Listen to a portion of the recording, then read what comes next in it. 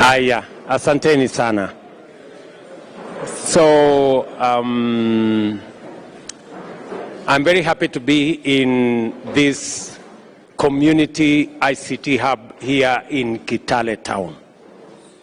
I am truly pleased that you guys, and I have listened to Aden here, I have listened to Isaiah there, and Bonnie, and they speak a story that resonates with all of you here. That this ICT hub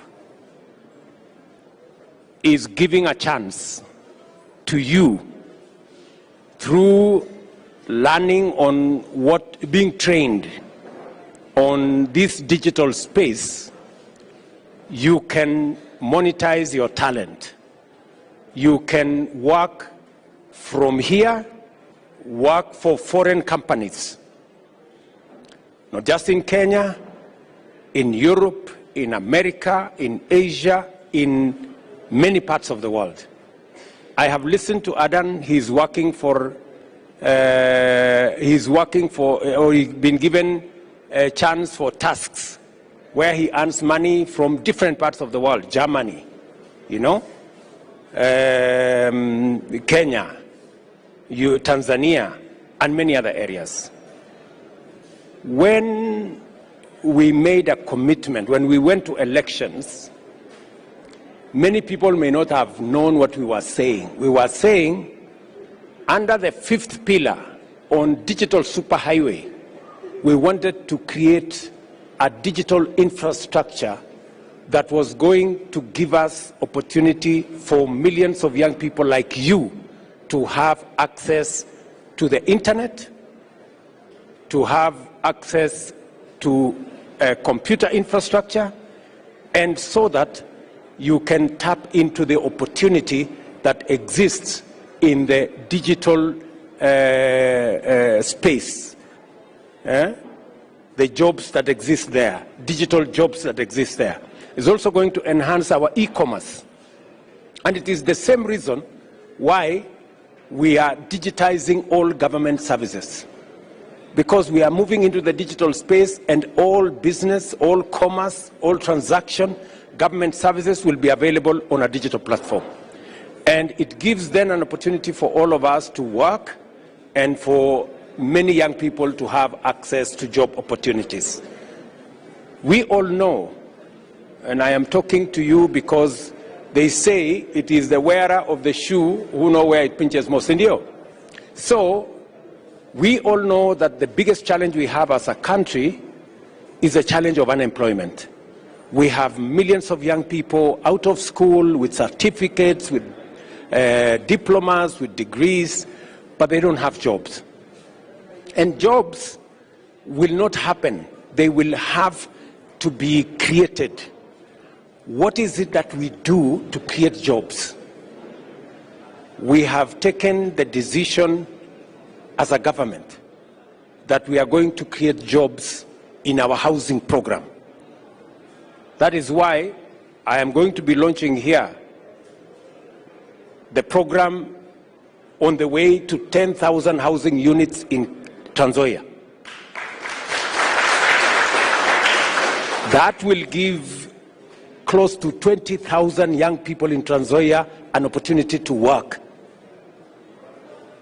as architects, as engineers, quantity surveyors, plumbers, masons, electricians, and all manner of steel fixers, people working in our cement factories, people working in our steel factories, people working in our quarries and all manner of places. That all work. It has to be thought through, it has to be designed, and it has to be delivered. The other space is the digital space. And that is why this ICT hub is very important to me, because I know how important it is to people like Adan. It is because of an ICT hub like this that Adan in the last 2.5 months has earned close to 140,000. Right? So that's important. And as we talk to you, you have heard the CS for ICT. We have ICT hubs like this already in 102 TVET institutions, including community ones like this one in Kitale. Sorry. And already we have 119,000 people like Adan and Isaiah there, and Bonnie there, that are earning from this digital space. 119,000. I was in Nandi County yesterday. I went to one ICT hub in Kaiboi National Polytechnic, and there were 50 young people like Adan who are already monetizing their talent. And that is the case in many other institutions. I was in Kisii. I was actually in Game in one of the community ICTs like this one. This is one of the strategies we are having as a government, because unless we deliberately, intentionally work on programs that will create jobs like this, we will continue to have millions of our young people in the streets, jobless, and we will continue the crisis of unemployment in Kenya. Are we together? The other opportunity that will be available to other young people like you is in the export of labor. We've worked on bilateral labor agreements across the different parts of the world.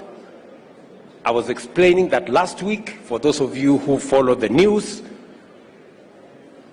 We put on the newspaper opportunities for the first 2,500 nurses going to Saudi Arabia. And apart from that 2,500 nurses, we have opportunities like those for 500,000 Kenyans to work in different parts of the world. Why? Because we have good talent. Our human capital is premium. And we need to use our human capital to drive our development and our economy. And because we have good talent, that's why we are also investing heavily in education. We have committed this year the largest budget in education. 650 billion this year is going to education. We have put money in TVETs, additional money. We have put additional money in the universities. We have hired another 56,000 teachers for our primary and secondary schools. Just last week, we released 120 million shillings for the School of TVET to train more trainers who will come and train people like Adan and the rest of you in ICT hubs. Again, it is not by guesswork. It has to be deliberate. It has to be intentional. Do you understand what I'm saying? And sometimes I feel like asking the people who are complaining about me looking for opportunities for Kenyans beyond our borders. You know, I ask my friends on the other side, I had them complaining, oh, why is the president going to look for Kenyans abroad? He should be looking for Kenyans locally. Now, I'm asking myself, do you care where you work? Does it matter? Whether you work here, or whether you work elsewhere, whether you work on the internet, or whether you work in mjengo, or whether you work in export of labor, si tulisema kazi ni kazi? Ama namna gani? And you see, I dare ask my competitors, okay, at least I have a plan through housing to create jobs, through digital jobs and ICT infrastructure like this one to create digital jobs, through export labor, through bilateral labor agreements to create export labor for export. Apart from organizing a few youths to go and do maandamano. What is their plan? Beyond maandamano, what is their plan for job creation in Kenya? They need to tell us. Mumesikia mpango yao beyond maandamano ya kupanga ajira ya kwa vijana wa Kenya? Sio watu wanatuhadaa ama namna gani? Wakati walipata nafasi wakatuambia twende rege. Sasa rege ni mzuri lakini surely. So really, I really want to say congratulations. Thank you, Alan Chesang and the team that is what you are working with on this ICT Hub, and all the other, you have our support. And we are going to replicate this. What you see in this ICT Hub, we are replicating this in 1,450 wards in Kenya. Yeah? And we want to give as many young people in Kenya, across Kenya, an opportunity like the one you have. Na sasa kupita hapo, kila mtu atakuwa anajitetea. Si namna hiyo? So mjipange, you have our support. We will continue to deploy fiber optic across Kenya. We will continue to make internet available. We will continue to support this computer program. In fact, the next thing we are going to do is we are going to take this na huyo Isaya na ule mwingine, tutawaambia sasa mambo ya hapa imetosha, tutamtafutia kompyuta ajipange kwake, atakuwa anafanya kazi kwake. Ndio hapa mahali huyu hata anameketi, tutafute mtu mwingine akuja. Si ndio? Si mtu akishapata skill na amepata connection, si anasonga.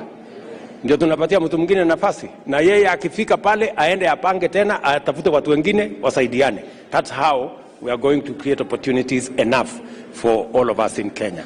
And so I just wanted to tell you, as I tell many young people in Kenya like you, that we are looking out for you. We will do our best. We will work hard. We will work smart to make sure that we give an opportunity to as many young people in Kenya as we can, because it is our duty and responsibility as a government, and especially those of us who are leaders. Are we together? So mujikaze, mufanye bidii. We will continue to do this, and I want people like Aden to speak out, people like Isaiah to mentor other young people, show them the way, introduce them to the space, the referrals you are getting, make sure you don't hoard them. You also, give that opportunity to other young people. That's how we are going to change our country. So, asanteni sana, nawapenda sana, nawatakia heri. God bless you and a happy new year. Asanteni, say hello to me. Thank you. Thank you very much. Thank you. Asanteni sana. Okay, my dear. Asante sana mwana. Thank you. Thank you very much. Rani.